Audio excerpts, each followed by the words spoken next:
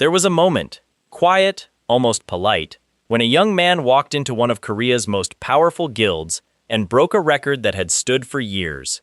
He did it in under 10 minutes. He did it alone. And the woman watching him, a legend in her own right, grabbed his hands like she was afraid he might vanish. That moment is where this story ends up. But it did not begin there. It began with a dead man. The dungeon was already wrong before Jae-hyun stepped inside. He was 28 years old, D rank, and broke. The kind of raider who took jobs with too thin margins and no safety net, because the alternative was watching the bills pile higher on the kitchen table. His assigned party was a group of strangers, competent enough on paper, but the contract came through his agent, a man named Jung Won, and something in the fine print smelled off. Jae-hyun went anyway. He always went anyway. That was his life. Inside the dungeon, he found a treasure gate. A sealed chamber that most raiders would spend a career trying to locate. He pushed it open, and sitting at the center of the room, resting on a cracked stone pedestal like it had been waiting specifically for him, was an artifact he did not recognize. A small object, ancient, crackling faintly with something that did not behave like normal mana. He picked it up and felt it settle into his hand with a weight that seemed wrong for its size. He should have left it. In another version of this story, he does. He did not leave it. The ceiling came down minutes later. Not all at once. The dungeon did not collapse. It was sealed. Poison gas, thin and colorless, began filtering through the vents in the walls. His party members dropped one by one. His closest friend in that group, a man named Mongho, made it to his side before a blade came out of the shadows and took him. Jae-hyun saw it happen. He stood there and watched, and then he ran. The way he always ran, the way he had always run from every fight he could not win, stumbling through the corridors with the artifact in his pocket and Mongho's blood on his boots. Jung-won was waiting at the dungeon entrance, calm, almost bored. He explained without being asked. The contract, the gas, the blade, all of it arranged, paid for. And then, because he apparently felt Jae-hyun deserved to know before dying, Won told him one more thing. His mother, the woman who had raised him alone, who had smiled whenever he visited, who had pressed food into his hands, and never once asked him to be more than he was. She had been killed 5 years ago on the same man's orders. Not a dungeon accident, not random violence. A contract, just like this one. The man who arranged it was the person Jae-hyun had called his father his entire life. Jae-hyun stood in the entrance of a dungeon that had just swallowed everyone he came in with, and he did not cry. He pulled the artifact from his pocket, the thing he had found in the treasure room, the thing that had been waiting for him, and he put it on. The moment it made contact with his skin, the world cracked open. Absolute calculation, the system called it. He could see the structure of Won's strongest skill, laid out in front of him like a blueprint. He reached for a blank card, a function of the artifact he had not known he possessed 30 seconds ago, and he copied it. Then he used it. Jung Won, who had spent years killing people for money, who had evaluated Jae-hyun as a D-rank nobody not worth worrying about, died before he understood what had happened. Jae-hyun died shortly after.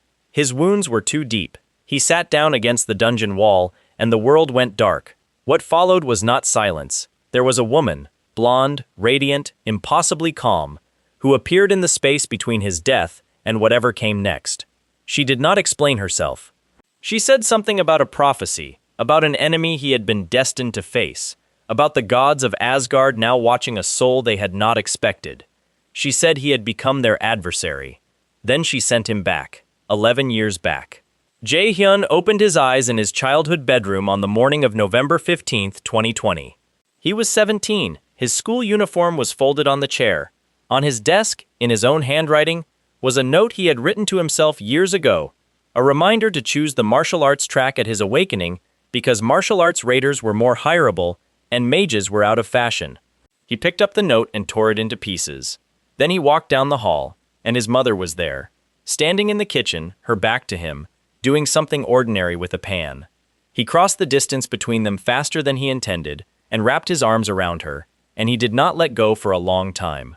She patted his hand and asked if he had a nightmare. He said yes. It was the truest thing he had said in years. Over dinner that night, he told her he was switching to magic. She smiled. Of course, she said.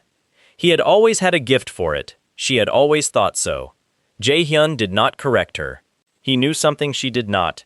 His magic aptitude score was 97%. Not good. Not exceptional. 97 out of 100. A number that almost never appeared in a generation. Every guild, every examiner, every instructor he would encounter in the years ahead would eventually see that number and go quiet. In his first life, no one had known. He had chosen martial arts before the test made the score matter, and by the time he hit his growth ceiling at 20, it was too late. This time, he intended to make every moment of it count. The first order of business was a skill. Not just any skill, a specific one, belonging to a specific person. Yu Song-gan was the guild master of Lotus, Korea's most respected healing guild, and she was known nationally as the Saint. What the national press did not know was that she was dying. A terminal condition, slow-moving, invisible to outside examination, eating at her from the inside. Jae-hyun knew because he had known her in his first life, at a distance, the way a D-rank raider knows an S-rank legend, which is to say, not at all, really. But a regressor carries facts across the gap, and he carried this one. He attended one of her public lectures, sitting in the back row beside his childhood friend Kim Yoo-jung, loud, sharp-tongued, wind-track prodigy, the person who would grow up to become one of his closest companions and, in his first life, die because of a corrupt school chairman's cruelty. Yoo-jung sat beside him and took meticulous notes and had no idea he was watching her like something precious. After the lecture, Jae-hyun approached Seong-gun privately. Her manager moved to intercept him. He was 17, unknown, not yet enrolled in any guild program. There was no reason to give him time. He told her he knew about the illness. That stopped the room. He said he could heal her. Not cure. He did not have that kind of time or power yet, but treat it, meaningfully, set it back. In exchange, he wanted one thing, to place a blank card against one of her skills and copy it. The skill he named was Sacrifice, a unique ability that allowed a wielder to redirect lethal damage from an ally onto themselves, absorbing it. An S-rank equivalent. Ungiftable. Uncopyable by any normal means. Seong-gun's manager refused before she could answer. Jae-hyun waited. He had already read this situation correctly. The guildmaster's self-sufficiency and pride would not let her take something for nothing from a stranger. So he reframed it. Not a gift, a trade. Equal exchange. She gave him access to the skill. He gave her time she did not have. She agreed. The blank card worked exactly as it always had, acquiring a skill without the normal acquisition conditions, without triggering the Aesir system's limitations on unique abilities. Jae-hyun walked out of that meeting with Sacrifice stored inside a system that nobody else could see, in a body that registered publicly as an unranked new magic student, and Seong-gun walked out having agreed to personally train him in exchange for guild priority negotiation rights. She also told him, quite seriously, that she was going to make him the greatest mage in the world. He accepted that with the same quiet face he used for most things. Inside, he was already planning his next step. That next step was a dungeon. A legitimate E-rank gate owned by Lotus, approved for trainee use, designed to be manageable. Jae-hyun entered it alone. He did not exit through the way he came in. The Norner system, the second system operating quietly beneath his regular Aesir interface, gifted to him through the regression itself, triggered a quest without warning. The floor dropped away. He fell through a gate layered under the dungeon, through the gap between realms, and landed in Helheimer, the Norse realm of the dead, cold and vast and absolutely outside the dungeon's rating. The boss that found him first was called Nightshade. It was not an E-rank creature. Jae-hyun fought it with what he had. Flashes of light, electrical chains, the sacrifice skill he could not use offensively, and he almost died in a way that would have ended everything before it began. The margin was small. He won with 3 seconds left on a death penalty timer the quest had attached to the battle. After, a woman appeared. She was not a dungeon NPC. She was Hela, a fragment of the goddess Hel, Loki's daughter, ruler of the dead. She regarded Jae-hyun with the measured calm of someone who had reviewed his file thoroughly before the meeting. She confirmed what the blonde goddess had implied. He was the prophesied great adversary, the being destined to kill Odin, the reason the Aesir gods were already nervous. She called it a gift, or close enough to one.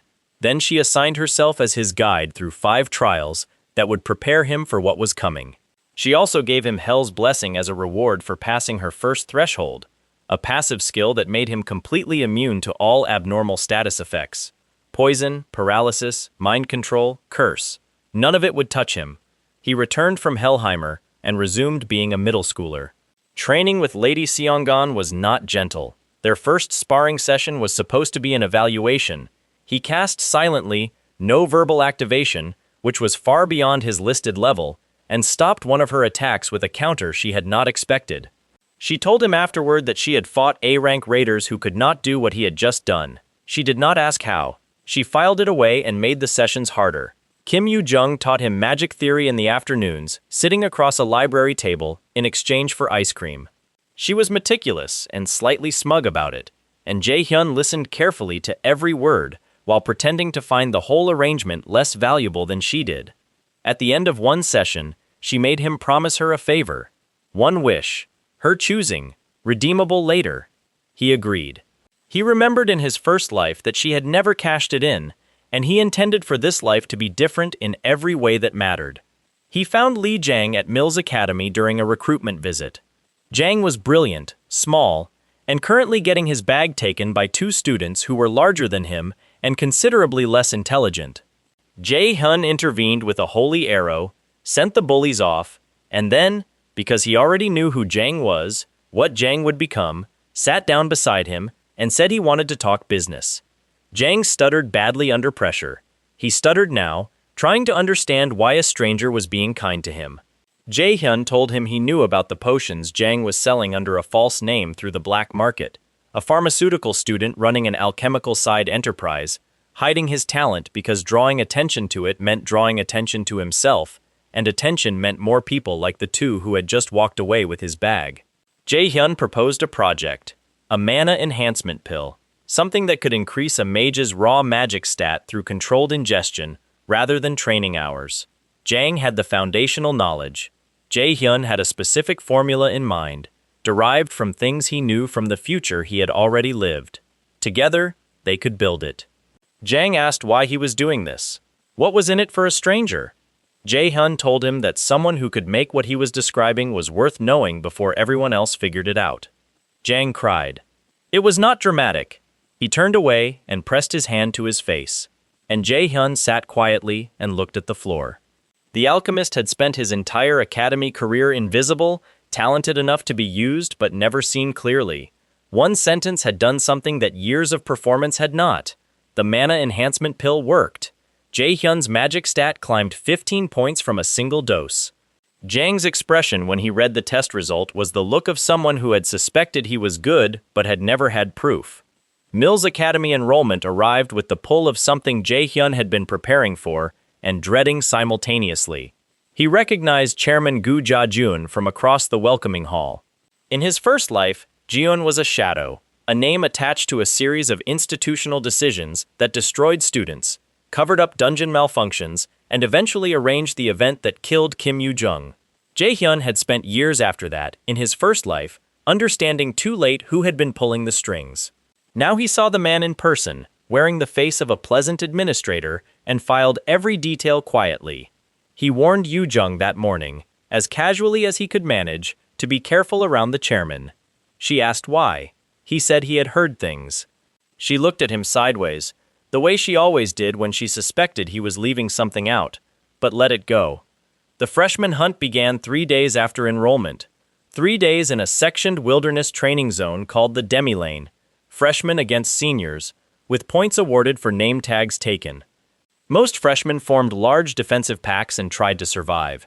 Jae-hyun, Yoo-jung, and a black-haired girl named Seo-enna, quiet, watchful, 92% magic aptitude, moved through the terrain like they had studied the map in advance, because Jae-hyun had, in a manner of speaking, Ina had an inherent skill, a rare bloodline-level ability called Falcon of Alheimer, which produced radiant swords that swept in arcs across wide areas.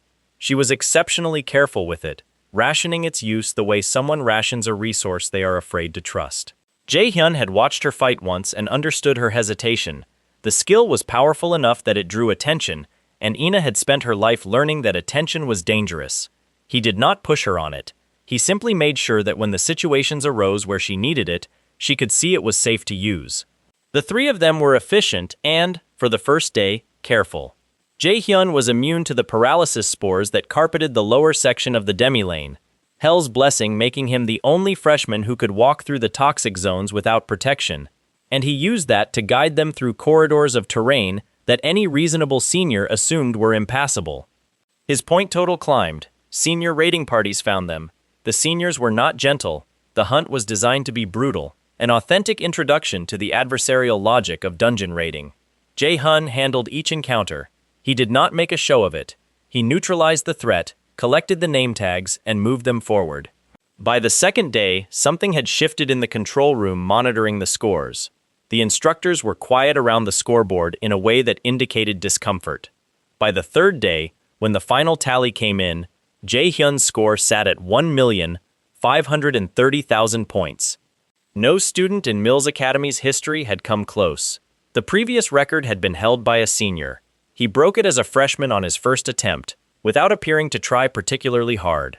Chairman Jeon called the top 3 students to his office the following morning and presented them with a scholarship contract. Jae-hyun read it carefully. The language was intricate, the terms generous on the surface, and buried in the structure, a provision that gave the academy first claim on the students' future professional guild contracts, effectively controlling their earning and placement for years after graduation. An exploitative lock dressed in the language of opportunity. He declined. Jiun smiled. The smile did not reach anything above his chin.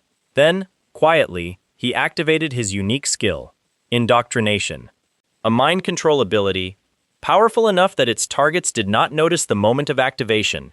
They simply found themselves in agreement, their previous position replaced seamlessly by whatever the skill's user wanted them to believe. It hit Jae-hyun and dissolved against Hell's blessing like water against glass. Jae-hyun blinked. Jiun waited for the response of a compliant student. Jae-hyun produced a blank card and copied indoctrination off the residual mana still hanging in the air between them. He left the office with the contract unsigned, a skill the chairman did not know he had taken, and a clearer picture of what he was dealing with. Jian was not simply corrupt. He was directly connected to Odin's apparatus, wearing the badge of an educator while functioning as a sorting mechanism.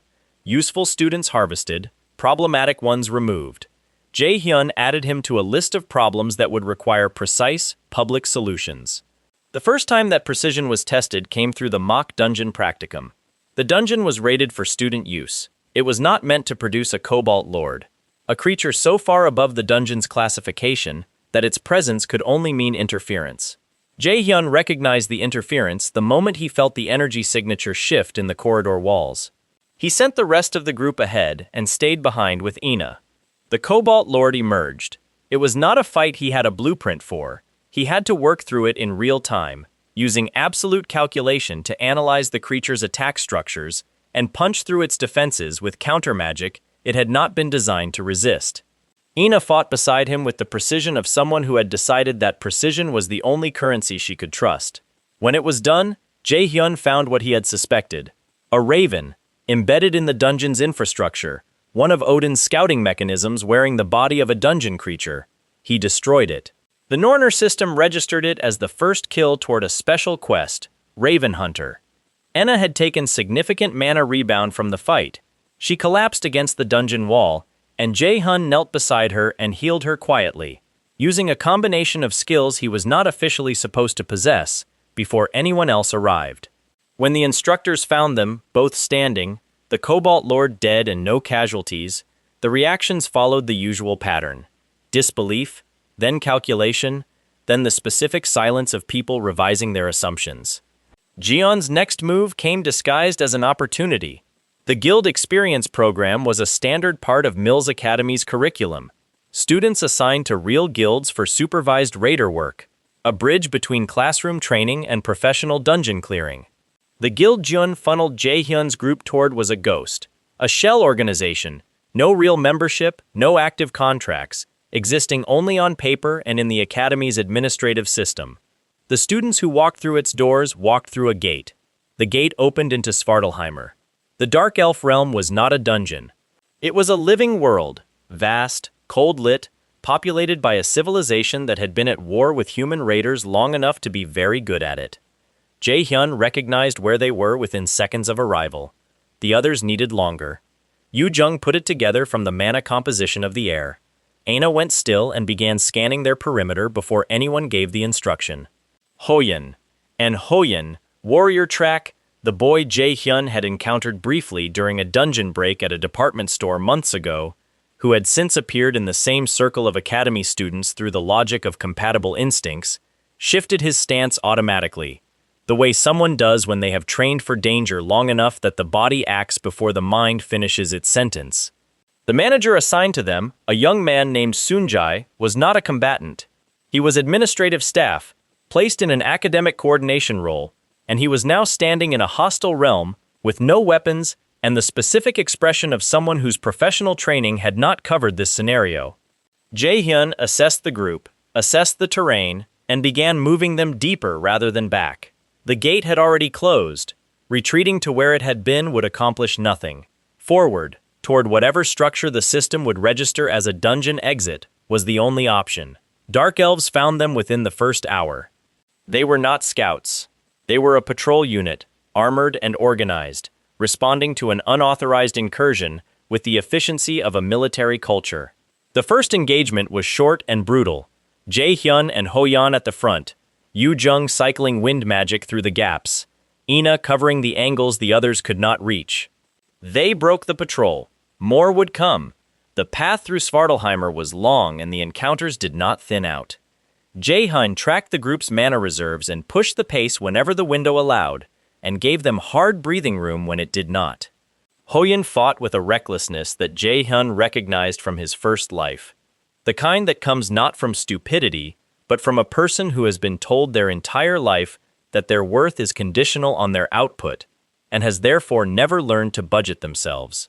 Hoyeon's father had been doing that to him since childhood, a controlled, relentless pressure dressed up as high standards, measuring his son in performance units, leaving no room for the concept of enough. Hoyeon fought like a man with something to prove to someone who was not in the room. Jae-hyun had already disrupted that relationship once, during the dungeon break at the department store when they first crossed paths. Hoyeon had taken the goblin fight credit and the reward that came with it, because Jae-hyun had arranged for him to hospital bills, a mother's treatment, a son carrying debt he should not have had to carry. Hoyeon had not forgotten that. In the freshman hunt, when Jiun's indoctrination skill had briefly turned him against Jae-hyun, and Jae-hyun had simply removed it without retaliation and without making it an incident, Hoyeon had handed over his name tag afterward in silence. Not required. A choice. It was the first time Hoyeon had acknowledged anyone as a genuine equal. Now, in Svartalheimer, that equal trust was being tested in the worst possible conditions. They reached the inner corridors of the Dark Elf settlement, searching for the exit gate, when the Royal Guard appeared. Not a patrol. An elite unit led by a captain named Kel, high rank, carrying weapons that read as somewhere between A and S class, moving with the unhurried confidence of someone who had defeated human raiders before and expected to do so again. The group could not fight through this unit cleanly. Jae-hyun calculated the options in the span of a few seconds and arrived at a problem. Buying time for the others to reach the gate and hold it would require someone to occupy Kel while the rest moved. The someone capable of that, with the skills available, was Hoyeon. Hoyeon understood before Jae-hyun finished indicating it. He stepped forward and took the rear position without discussion. What followed was not heroic in the clean, satisfying way that word usually implies. Hoyeon used unity of body and sword, a skill that synchronized his physical output with his blade at a level that temporarily pushed his combat ability far past what his body could safely sustain. It was a skill designed for emergencies, for moments where the alternative was worse than the cost. Hoyeon had known since he learned it that using it past a certain threshold would hurt him. He exceeded that threshold. He dropped his shield at some point. Yoo-jung, watching from the corridor where she was covering the group's exit, saw him do it. She understood what it meant. Kel put a blade through Hoyeon's chest. It was not a wound that people normally survived in real-time combat without immediate high-level healing. Hoyeon hit the ground, and the sounds from that direction changed, and Yoo-jung made a sound that she immediately tried to suppress, and kept moving the others forward because stopping would waste what he had just given them. Jae-hyun was already turning back. He reached Kel before the captain could finish. The fight was not long. Jae-hyun's problem was never ability, it was concealment, the careful management of how much he revealed and to whom. Here, the concealment budget had run out. He used what he needed to use. Kel went down. The group reached the gate. Lady Seonggan arrived through the same gate minutes later. Jae-hyun had sent the alert through his Lotus Guild priority channel before the engagement with Kel began, calculating that she was the only person who could arrive in time to matter. She emerged into Svartalheimer, assessed the situation in one sweep, and went to Hoyen. Her sacrifice skill had a version the public knew, redirecting damage from allies to herself in combat.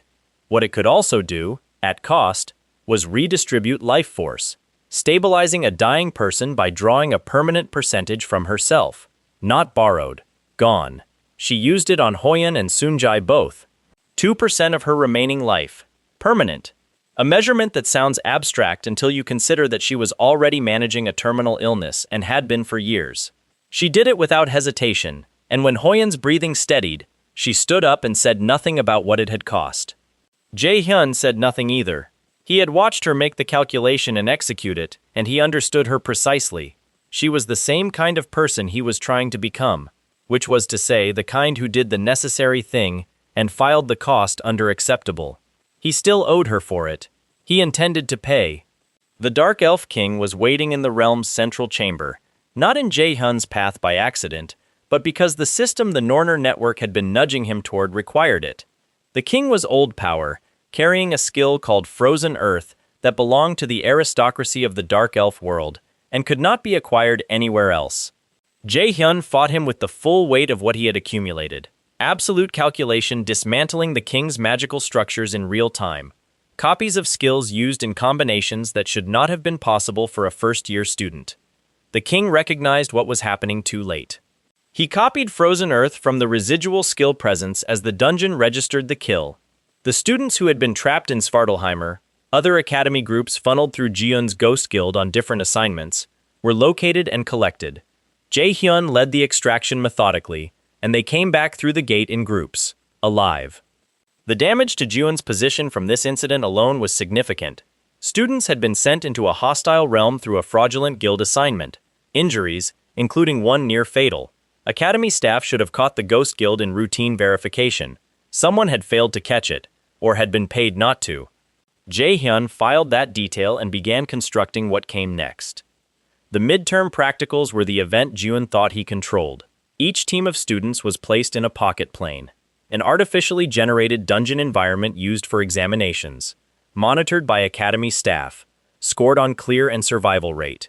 Jiun had arranged modifications to the pocket plane assigned to Jae-hyun's group, not official modifications, the kind that got installed quietly by someone on the inside that would ensure the examination became unsurvivable.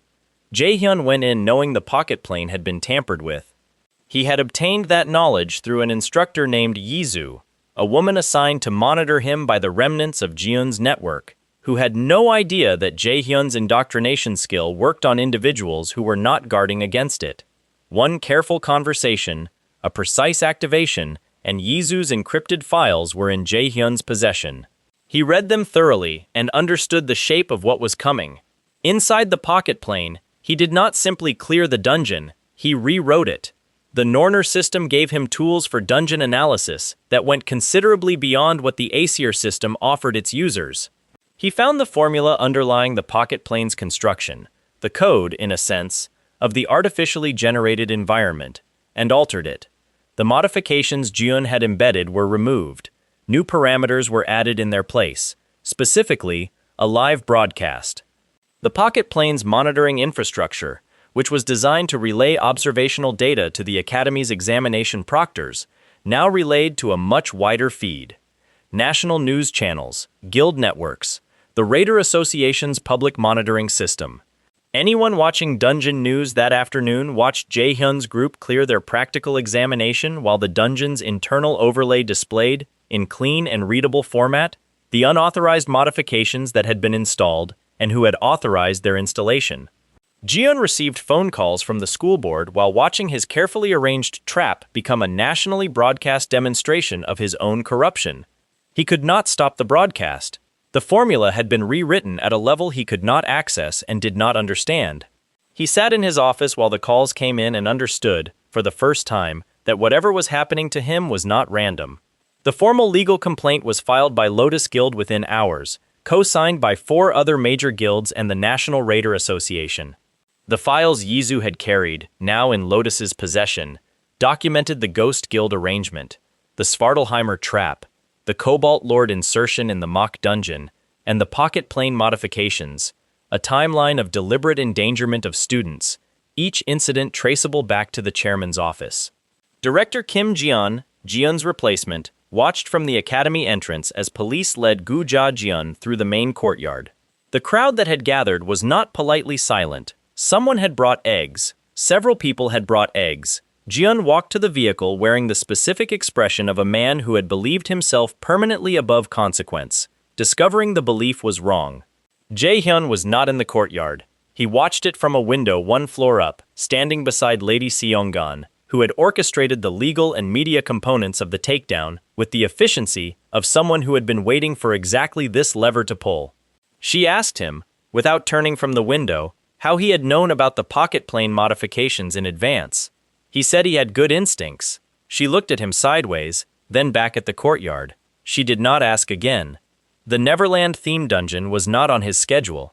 It found him the way most of the best complications did, sideways, through a gate that opened in an inconvenient location.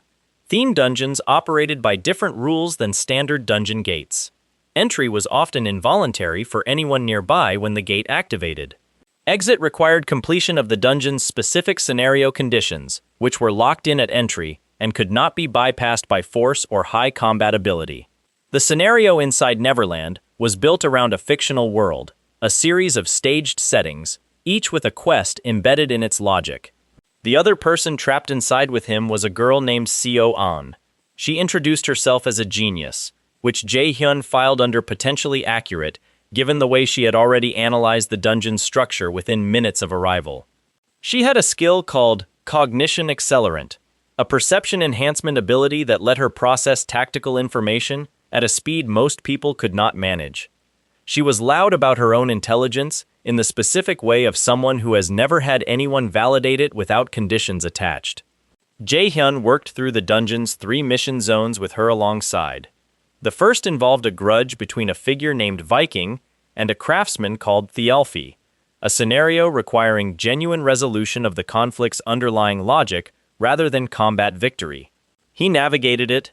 Thialfi, satisfied with the resolution, gave him a skill as reward, Thundersteps, a step of light movement ability that operated at S-rank speed. The second zone was a haunted mansion belonging to a figure called Flandier. The scenario conditions here were more hostile. The dungeon had embedded a cursed key into the mission reward pool, and collecting it was required for completion. Jae-hyun took the key and felt the curse register. It was Loki's key, and Loki's key, according to a thread in the Norner system's hidden data, opened something specific in Iceland. The third zone placed them against a figure called Surtur, a parade boss whose fight was designed to run on spectacle and momentum. Jae-hyun ended it decisively, collected the skill, Undying Flames, a persistent fire property, and carried on through the dungeon exit. Outside, she was slightly dazed and considerably more respectful than she had been at the start. He offered her a contract. She would function as an intelligence and analysis resource for his circle, in exchange for which he would ensure she had access to resources and protection appropriate to her actual ability level. She calculated the terms, concluded they were favorable, and agreed. He subordinated her via contract. She enrolled at Mills the following year. Iceland was where the key was meant to go. The Great Ruins were a restricted site, ancient, pre-portal era structures that the Norner system flagged as accessible specifically to the prophesied great adversary and no one else. Loki's key was the mechanism. Jae-hyun traveled there during a gap in the academy calendar and used it. The ruins held 3 trials arranged in sequence. The first was Endurance. A giant sun named Smear served as the trial's guardian, enormous, durable, capable of sustaining punishment that would collapse standard dungeon bosses. The trial's logic was not about killing him, but outlasting him, remaining in combat, functional, past the threshold at which the guardian would recognize the challenger as qualified. Jae-hyun endured it. His body, by this point in his training, had been pushed well past what the standard Raider development track produced. He came out of it with bruises that took time to fade. The second trial was Wisdom. The chamber presented a scenario rooted in an old mythological account. Odin's act of self-sacrifice on Yggdrasil, offering himself to gain forbidden knowledge.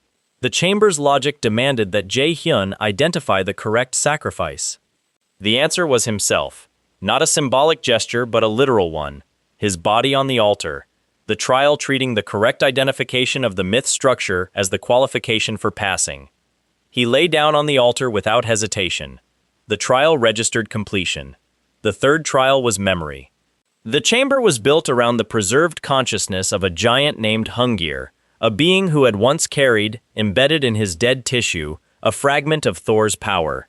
Not Thor's divinity, but a memory of it, suppressed and locked inside the corpse by Heimdall years before.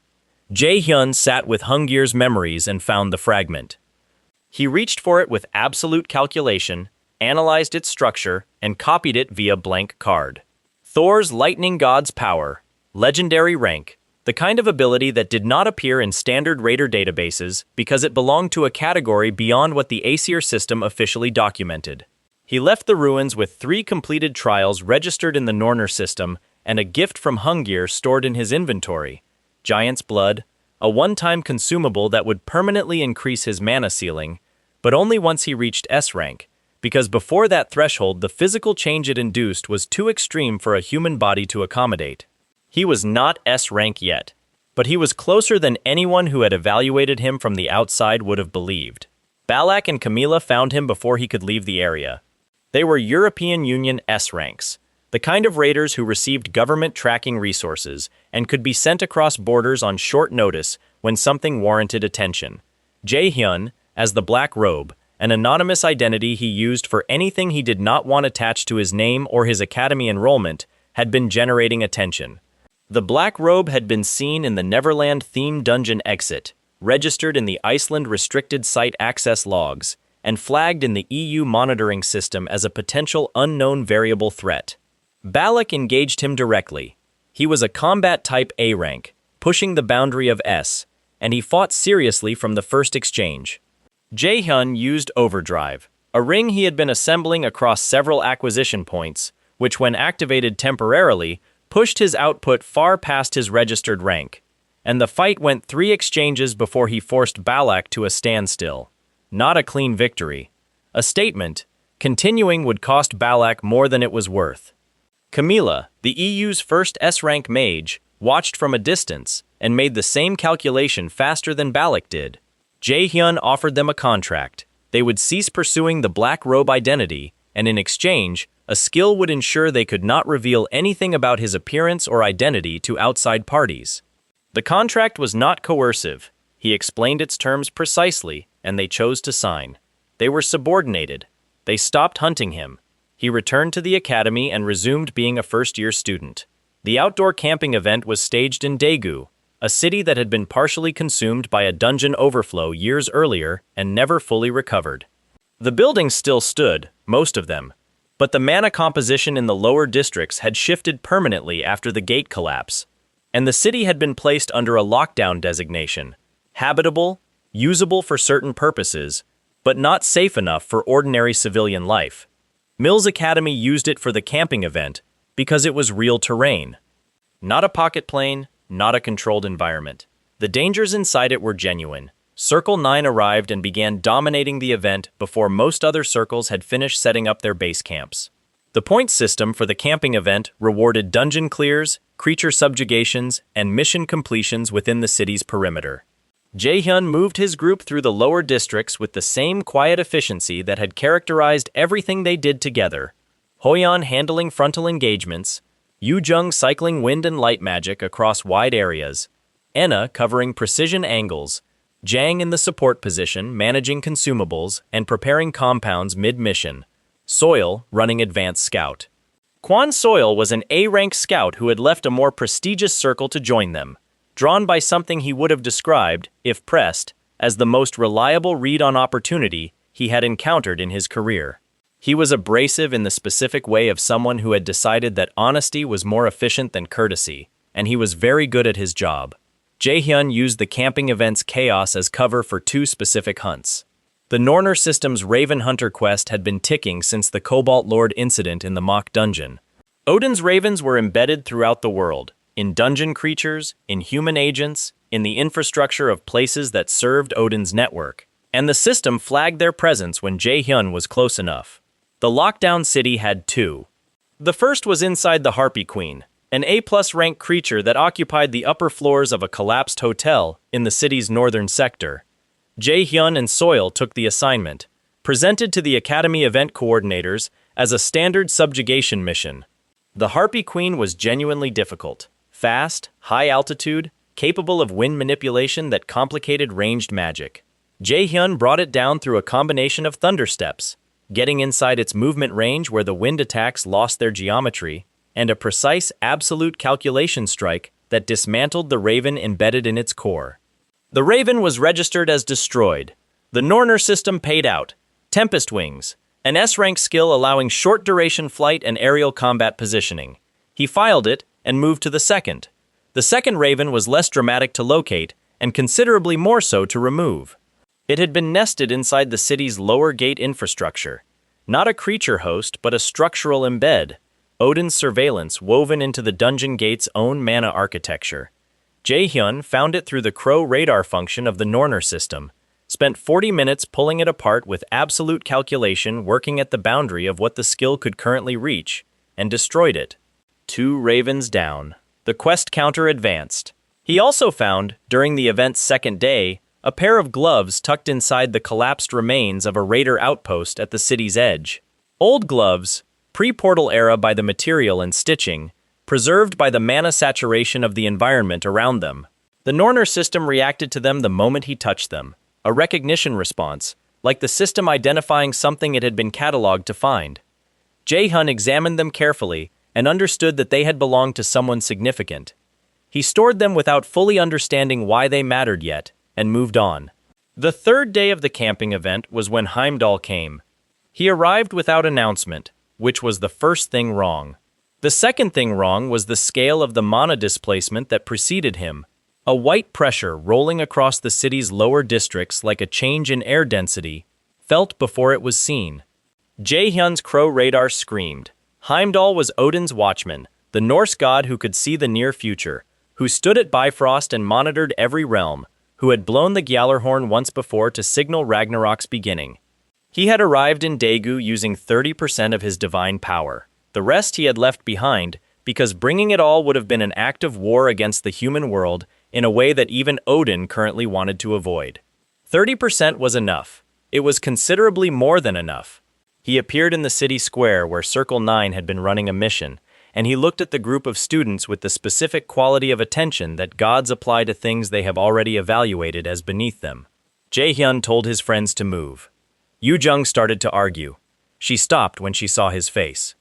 There was something in his expression that she had learned, over the months they had been operating together, to read correctly. Not fear, not anger, but the particular controlled stillness of someone calculating at speed, and not wasting effort on anything that was not the calculation. She grabbed Aina's arm and moved. Hoyun went with them, with one look back. Soil vanished into the ruins. He was a scout and understood immediately that his skill set did not contain anything useful for what was about to happen. Jang went last, clutching his supply pack. Jae-hyun turned to face the god. The Gjallarhorn was Heimdall's opening move. A sound that did not behave like sound, it moved through physical matter rather than around it, landing in the chest and the bones rather than the ears. The effect it produced was systemic. Every stat Jae-hyun had built, every layer of ability he had accumulated through months of training and acquisition, dropped by 50%. The world became heavier. His mana felt thick and slow. The creatures from the surrounding dungeon overflow zones began migrating toward the square, drawn by the horn's call. He fought through it. He had no other option, and he did not spend time considering one. Absolute calculation worked on what Heimdall showed him, and Heimdall was ancient enough that everything he showed was something Jae-hyun had never seen. The first exchange left Jae-hyun on the back foot. He took the hit, used the analysis the skill provided, and bought himself one more round of information. The second exchange was more even. The third began pulling in Jae-hyun's direction, slightly, on the margins. But the dungeon creatures were accumulating, drawn by the horn, and the stat reduction was not recovering, and Heimdall had 30% of a god's power and was not tiring. Hela appeared from the side of the square and intervened. Not in the fight, between Jae-hyun and Heimdall's secondary strike, putting her body where the attack was going. She was a fragment of a goddess, a clone of the divine entity who ruled Helheimer, running on a fraction of her original's power. She was not built for this. The strike went through her. Jae-hyun watched her begin to come apart. It was not visible the way blood is visible. It was deeper than that, the divine structure of her form starting to lose coherence, the fragment of godhood that held her together cracking under the weight of the damage. She was on her knees, and she was still trying to tell him something, still functioning even while she was dying, and Jae-hyun crossed the square and knelt beside her and did not think clearly for one moment. That moment was when Ina's voice reached him. Not from close. She should have been out of the combat radius. She should have been safe, but her voice carried anyway. It said something that was, in isolation, nothing remarkable. Something she had said before in a different context, on a smaller day. It landed differently now because of where he was and what was dissolving beside him. Something he had been holding locked, for months, since the regression, since every choice to keep his real self behind glass, to operate at a distance from the people around him, because the people around him had a prophesied future he could not yet fix. Cracked. Not broke. Cracked. There is a difference. The golden light that erupted from him was not something he chose. Divinity usurpation manifested as an inherent skill, the kind that appears not through training or acquisition, but through the pressure of a specific emotional truth meeting the correct trigger. It was his unique skill, the one the Aesir system could not have given him, shaped by every grief and fury and suppressed determination he had been carrying since the day he had watched his friend die in a dungeon and run and kept running. He understood what it could do at the moment of its arrival. He reached into the divine structure of Hela's cracking form, found the thread of Hell's power that was bleeding out of her, and pushed it back. Not all of it, enough. He channeled her own divinity back into her through usurpation, stabilized her, held the structure together until the cracking stopped. Hela looked at him from the ground with an expression she had been carefully not showing him for months. He stood up and turned back to Heimdall. Thor's lightning god's power came out of storage for the first time. He had been careful with it since Iceland. It was legendary rank. It operated at a level that would damage his own body if sustained, and he was still several ability thresholds below where using it cleanly was possible. He did not need to sustain it. He used it in 3 strikes, chained together through the step of light movement that Thundersteps provided, positioning inside Heimdall's guard in the gaps between the god's reaction time. The chains of lightning wrapped around Heimdall's limbs and locked him in place for 0.7 seconds. That was enough. Jae-hyun's weapon came down. Heimdall's head separated from his body and hit the ground of the square, and his expression, even severed, did something that might have been surprise. Gods did not permanently die from decapitation. Their divine structure could rebuild given time, given the right conditions. Heimdall would survive. He would return to Asgard and recover and report what had happened. But there was a first-year academy student standing in a locked-down city in South Korea who had just severed the head of Odin's watchman, and the city's mana composition, already strange from years of gate saturation, had absorbed the residual divine discharge from the fight. Jae-hyun collected what he could of that residual divinity, level 1, registered in the Norner system, and sat down on the broken concrete. His body hurt considerably. He had known it would. Heimdall's head, fading back toward Asgard, said something on its way out. A taunt, delivered in the tone of a being who intended to survive and was comfortable taking the long view. Check everything around you before the end. Jae-hyun filed it. In Asgard, Heimdall delivered his report to Odin. What Odin heard was that the prophesied great adversary had, at a high school student's age, without an S-rank designation, without institutional backing, without the full deployment of whatever power he was concealing, defeated 30% of his watchman's full divinity. Using a dead god's thunder? Using a stolen goddess's power. Odin ordered the Einherjar prepared. He ordered Heimdall and Freya to begin organizing the undead army. He was not panicked. Gods who have survived multiple Ragnaroks do not panic. but the timeline had shifted, and he adjusted for it. He also decoded, from Heimdall's account, a detail that had not been in any previous report. The boy had absorbed divinity directly from a defeated divine opponent. That was not supposed to be possible. Jae-hyun spent the days after the outdoor camping event decoding something that had been sitting in his memory since Heimdall's taunt. Mimir, the Norse god of wisdom, part of the anti-Odin resistance, the entity who had created the Norner system, had left a message embedded in the Iceland trial structure. 3 words: Raider, I, Shinier. It had read as cryptic when he first encountered it. He had stored it and moved forward. Now, sitting with Heimdall's warning echoing, he pulled it back out. He rearranged the letters. The anagram resolved into a phrase, pointing toward the Einherjar, Odin's army of the dead, and the Aesir system's true architecture. Not a gift to humanity, a trap. The awakening system that assigned ranks and skills to every raider in the world had been built by Odin after the first Ragnarok as a conscription mechanism. Every human connected to it was a potential soldier, a future Einherjar, Odin's dead army rebuilding itself through the living. The control tower for the entire system sat at Yggdrasil, the world tree, and whoever controlled Yggdrasil controlled every awakened human on Earth. Jae-hyun sat with that information for a long time. Then he opened the Norner system's quest log and looked at the final entry. It pointed to Yggdrasil. The auction happened because Jae-hyun needed to attend it, and because the universe had a consistent interest in making his scheduled events more complicated than planned.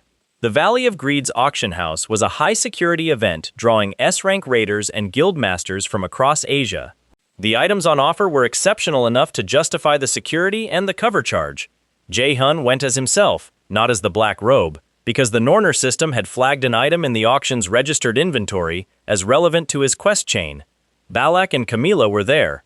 They nodded at him across the room with the careful courtesy of people operating under a skill contract that prevented them from saying anything compromising in public. The Curator Guildmaster Jiun made her move before the auction reached the third lot. She activated an artifact! Dropney, Odin's bracelet, a mythic rank item capable of generating gates and, at its upper limit, inducing a coma state in everyone within its field radius. The room went quiet in the way rooms go quiet when everyone in them loses consciousness simultaneously. Jae-hyun, Balak, and Camilla did not lose consciousness. Hell's Blessing, the S-rank threshold of Balak's resistance passive, and Camilla's inherent magic construction both happened to fall inside the artifact's exception band. The 3 of them were pulled through a gate that opened in the auction house floor and deposited into the Valley of Greed dungeon. Fafnir was waiting. The cursed dragon, ancient, enormous, corrupted by Odin's ring Andvari into a state of permanent rage and suffering, occupied the dungeon's central chamber. It was not a creature that could be fought cleanly. The corruption from Andvari's ring had taken everything Fafnir had been and layered compulsion over it. The dragon did not want to fight them, and could not stop fighting them. That distinction mattered. Jae-hyun, Balak, and Camilla worked the fight across 3 phases. Balak was a close combat S-rank operating at the limit of his current development. Powerful, technically excellent, aware that he was not the apex threat in the room, and adjusting his role accordingly. Camilla held the magical support position with the precision of the EU's best mage. Jae-hyun read Fafnir's attack structures through absolute calculation and found the pattern he needed. During the 3rd phase, Fafnir demonstrated the formless sword technique, a skill rooted in the dragon's natural magical composition, allowing creation of weapons from condensed mana at a level beyond standard materialization. Jae-hyun held the blank card the moment the skill manifested and copied it. Andvari's ring was the lock on Fafnir's suffering. Jae-hyun destroyed it. He did not do this because destroying it won the fight faster. It did not. It made the fight briefly more difficult because Fafnir's pain, suddenly released rather than compelled into rage, produced a different kind of frantic energy. He did it because it was the correct thing to do, and because the Norner system had flagged the ring's destruction as the qualifier for what came next. Fafnir, freed, looked at Jae-hyun with eyes that had cleared for the first time in centuries. Then, the dragon gave him an egg. Not metaphorically, a physical egg, produced from somewhere in the dungeon's treasure architecture, a gift from a freed being, an expression of whatever gratitude exists in a creature who was never meant to be capable of gratitude and had been forced to carry it anyway. Jae-hyun accepted it. He healed the auction CEO using sacrifice before leaving. The man had taken structural damage from the gate transition, which produced in Camila the expression of someone rapidly revising every assumption she had made about who she was dealing with. He then offered Balak and Camila a second contract layer. They would cease all external reporting on the Black Robe's activities, and in exchange, he would treat them as potential allies rather than obstacles. They signed. He subordinated them fully. They stopped hunting him entirely. The Rock of Transcendence was in the auction's recovered item pool. Jae-hyun took it. Combined with the pieces he had been assembling since the Iceland ruins, it completed the Ring of Transcendence, a stable overdrive mechanism that no longer carried the mana shutdown penalty that its incomplete version had produced. He returned to the academy with a dragon egg in his inventory and a significantly expanded operational alliance. Fafnir hatched 3 days later. The egg cracked in Jae-hyun's room in the early morning, and the creature that emerged was small, scaled, and possessed of an expression that read as highly opinionated, despite being approximately the size of a house cat. Kim Yoo-jung was present for the hatching because she was at Jae-hyun's door at the time for unrelated reasons, and had pushed past him when she heard the cracking sound. She named it Lizzie immediately and with complete confidence. Jae-hyun said Fafi. The argument continued across 2 days and was not conclusively resolved. The dragon observed both humans with the serene attention of a being that intended to outlive the disagreement. Fafi was D rank. His growth potential registered as S+, the highest the system could measure before the notation became something else. The soul link that formed between him and Jae-hyun during the first week was not something either of them chose. It was more like a recognition, two things finding each other the way lost objects find their rightful place, not through effort but through proximity and time. The Bangyang Island mission came from a thread Jae-hyun had been following since the auction.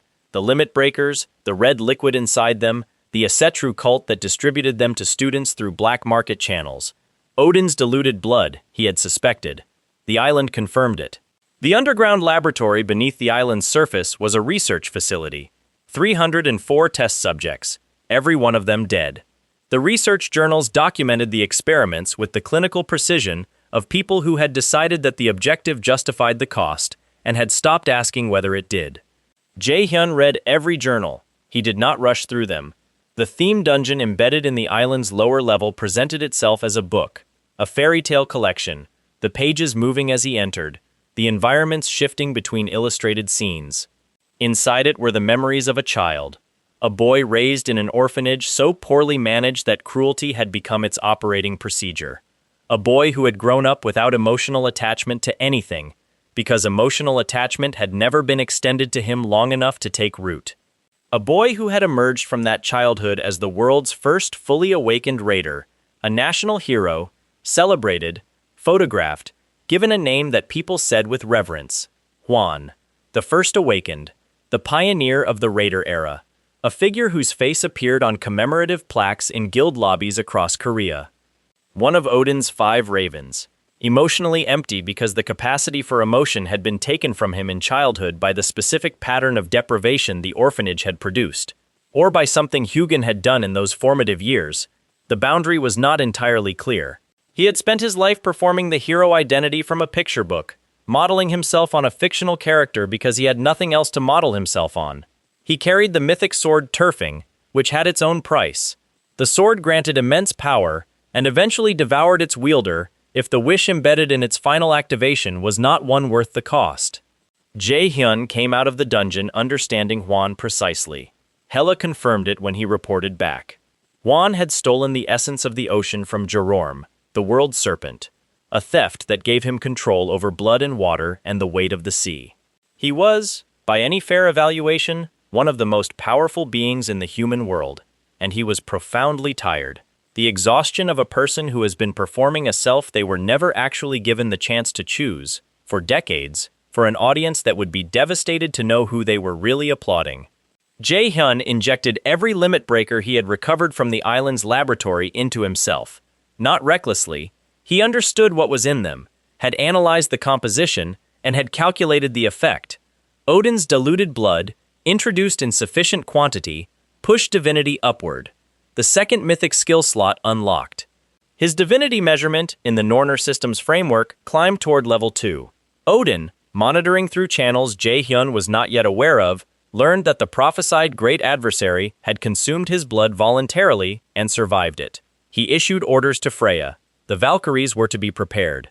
The ambush timeline was moved forward. The fight with Won happened in the underground laboratory, among the research equipment and the empty cots of the 304. Won arrived the way someone arrives when they have already decided how the meeting ends. He carried Turfing Drawn, the mythic sword trailing a field of grim fairy tale magic, a spatial alteration that turned the environment into an extension of the weapon's will, blood ocean rising through the laboratory's concrete floor, the walls shifting into the illustrated aesthetic of the picture book Jae-hyun had walked through hours before. They fought across the changed space. Won was everything the myth said, precise, ancient in technique, commanding blood and water with the ease of a man breathing. Turfing's strikes carried a weight that absolute calculation had to work hard to analyze. Mythic rank weapons had properties that resisted the skill's usual clarity, and Jae-hyun was reaching at the edge of what he could currently manage. He used the blank card the moment Won's most characteristic strike pattern fully manifested. Turfing's technique copied. He could not replicate the sword itself. An artifact was beyond what a blank card could reproduce directly, but the skill underlying its use, the swordsmanship that was Won's own development across decades of practice, transferred. The Garden of Swords came out. The formless sword technique extended to its full expression, multiple weapon constructs in layered formation, engaging Won from angles that reduced his blood ocean control's spatial advantage. Cold-blooded layered over it, a skill that suppressed his own visible emotional signature to deny Won the combat prediction his near-future sight could generate from emotional tells. Won began to lose ground. He knew it. He did not seem troubled. At the end, with Turfing's final activation threshold reached, Won spoke his last wish into the sword. He asked it to give the person who had defeated him the power to change how the story ended.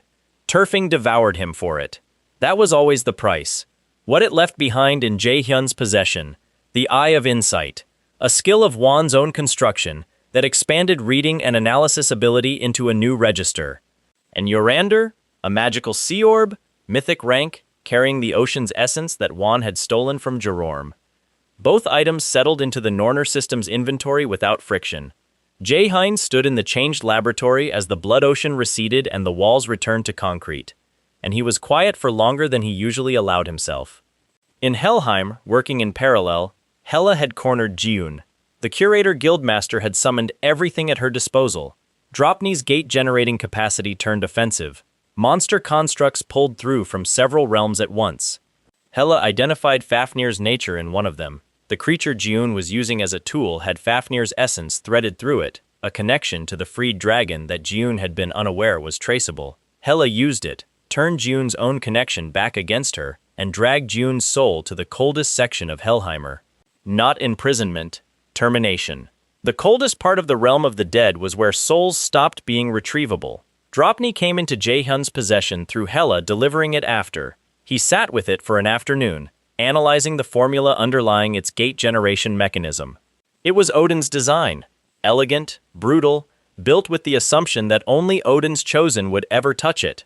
Jae-hyun rewrote the formula in the sections he could currently access, enough to control the destination of gates it opened. He knew where he needed to go next. Niflheimer was cold in the way that words about cold are not adequate to convey.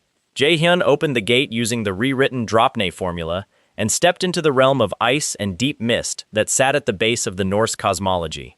The Fog Garden, Lady Idun's domain, where the golden apple trees grew, was accessible only through Nastand, the prison at Niflheimer's center, the realm where oathbreakers, murderers, and adulterers were judged and held.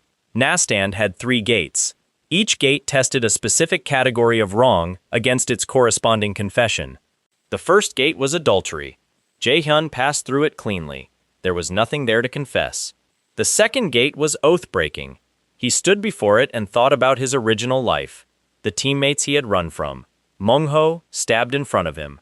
The people he had been supposed to protect, in whatever unofficial sense a party's most capable member owes protection to the rest, and had not. He did not rationalize. He said it clearly to the gate. He had abandoned people who trusted him. He had run when he should have stayed. The gate opened. The third gate was murder. The gate offered a path through for those who confessed to killing with intent. Jae-hyun reviewed his list. The dungeon creatures were not murder. Jung-won was a man who had been in the process of executing him and had, prior to that, killed his mother on commission. Won had chosen his own ending. He was not willing to call any of those murder in the sense the gate meant.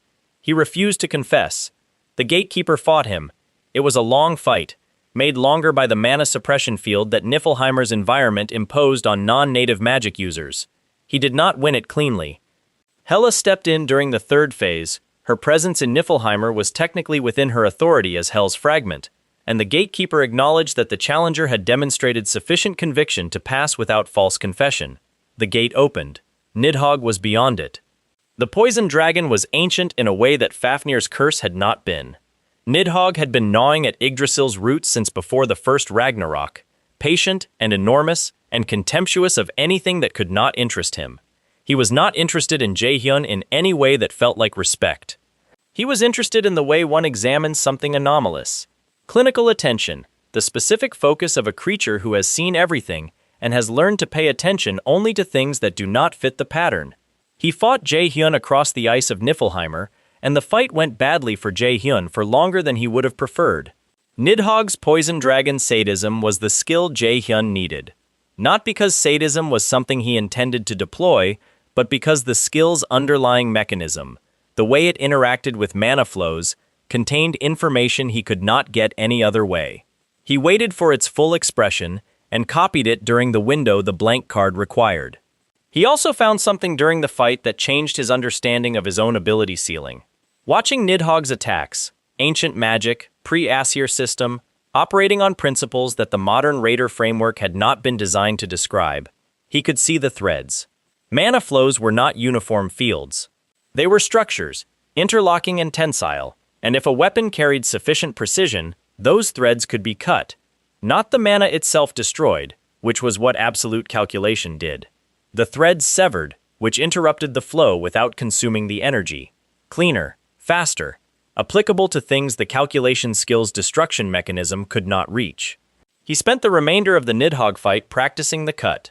By the end, the dragon had stopped attacking long enough to watch what he was doing, which Jae-hyun took as acknowledgement. Nidhogg upgraded Nidhogg's Fang to mythic rank and let him leave. The fog garden was on the other side of a door that had not been visible until Nidhogg stepped back from the path in front of it. Jae-hyun walked through into warmth that felt wrong after Niflheimer. Golden light, apple trees in full growth, the smell of something clean and alive that did not belong in the realm of ice and death. Lady Idun's third trial was the garden itself, a seed. 30 days to grow it into a tree, under the garden's conditions, through whatever the garden decided to test. He planted it and waited. For 29 days, nothing happened. He watered it. He sat beside it. He completed the side requirements the garden generated. 3 waves of defense missions, protecting the garden from dungeon constructs that escalated in difficulty across the month, including a hidden elite infiltrator in the third wave that had been designed specifically to look like a standard unit until it wasn't. He handled each wave and went back to sitting beside a seed that showed no signs of doing anything. On the 30th day, in the early morning of the final deadline, the seed sprouted. Idun appeared and gave him what he had come for, a golden apple, not one, but enough to share. The fog garden key, allowing return visits. And the skill Idun's compassion, a party-wide stat enhancement that operated as a persistent aura. Then she told him the second part of the prophecy. The first part was known. He had heard it from Hela, from the Norner system, from the gods who watched him with varying degrees of hostility. The weakest being would kill Odin and bring down Asgard. The second part had been kept from him. Deliberately, he suspected. He was not sure by whom. His companions would die. The prophecy stated it as a condition, not a warning. The destined path required their deaths to open. The people Jae-hyun had spent months protecting, the people whose faces he had learned to read across months of shared danger, the people he had come back in time specifically to save, Yu Jung, Aina, Hoyan, Jong, were written into the fate structure as sacrificial material for his arrival. He stood in the fog garden and was very quiet. Then he said that he was not going to accept it. He had thought, on and off, about what it would mean to trigger Ragnarok deliberately. It was not a plan he had arrived at lightly. Ragnarok was the event that broke every divine seal and constraint in the Norse cosmological framework. It reset the conditions. It was catastrophic, yes, but it was also the mechanism by which locked fates became unlocked.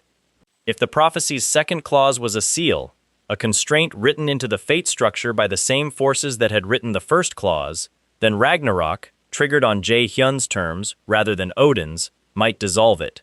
He left the fog garden with a key in one pocket and a plan that he had not yet told anyone. The Japan field trip was his arrangement. The destination change from standard tourist sites to Okinawa, specifically to Lake Chuenji, had required some paperwork and a conversation with director Kim Jin that Jae-hyun had navigated with the patience of someone who understood that administrative processes, properly managed, produced predictable outcomes. The lake was where the Valley of Dragons was accessible, and the Valley of Dragons was where the Watcher lived. As the Black Robe, he cleared Yamata no Orochi alone before the Japanese Raider Association could deploy their team. The Orochi was an S-rank boss that the Japanese Association's best raid group had been attempting for years, its defeat perpetually just outside their operational reach. Jae-hyun walked into the site, used the tools he had accumulated across months of dungeon work and divine tier confrontations, and was done before the association leader Moria had finished assembling his roster. Moria watched from the site perimeter with the expression of a man who had just watched someone do a decade of his life's work in an afternoon. The Black Robe press coverage was already being managed. CO An, from her intelligence role, had arranged for the morning's events to be reported in the framing Jae-hyun had indicated was most useful. Not a threat, not an unknown variable, but a neutral, powerful actor whose interests happened to align with humanity's. The international raider community had been following Black Robe sightings for months with a mixture of fear and speculation. The Orochi footage shifted the speculation toward a different conclusion. The Valley of Dragons was quiet when Jae-hyun entered. The Watcher, a golden dragon, enormous, ancient, sitting with the patience of something that had been waiting for a specific appointment for a very long time, regarded him. The Watcher was Bryn. Bryn was the name Mimir wore in this form. The god of wisdom, anti-Odin resistance, creator of the Norner system, had been living as a dragon in a hidden valley in Okinawa, and he had been waiting for Jae-hyun to find him. They talked for some time. Mimir did not give him answers cleanly. The god of wisdom communicated in the way that wisdom communicates, which is to say through the arrangement of information rather than its direct transfer. Jae-hyun left the valley with clearer coordinates for what came next and a soul link to Fafnir that the valley's specific mana conditions had allowed to formalize in a way that deepened the connection past its previous threshold. He distributed slices of Idun's golden apple to his companions before the field trip ended. Casually, framed as something he had picked up, offered during a meal on the last day in Okinawa. Each slice would accelerate their growth past what their current training trajectories could produce on their own. Yu-jung noticed him watching her while she ate it. She asked if it tasted strange. He said it was fine. She gave him the look she gave him when she knew he was being careful with words. He did not explain. The mission execution period began with Circle 9 selecting a red rank mission in Pohang, a dungeon clear, commercial grade, with a point differential that would benefit their circle's standing. Jae-hyun negotiated directly with the local mayor. Circle 9 would complete the mission in half the estimated time, or they would forfeit their completion payment. The mayor agreed, skeptical in the way officials are skeptical of first-year students making professional wagers. He also, Jae-hyun discovered, had someone on the inside of the mission framework, a guide named Jong Chan, assigned as their dungeon navigator, who had been receiving payments from a source connected to the remaining network of people who had operated under Jeon's administration. Jong Chan planted his sabotage during the mission's second night, when he believed the circle was asleep. He moved through the dungeon's approach corridor with the precision of someone who had done this before, activating a disruption formula in the gate infrastructure, the kind of modification that would look, at the mission's deadline, like a natural dungeon complication rather than deliberate interference. Jae-hyun was behind him when he finished. Jong Chan turned around and found Jae-hyun standing in the corridor, watching him, with the expression of someone who had been there long enough to see everything that mattered.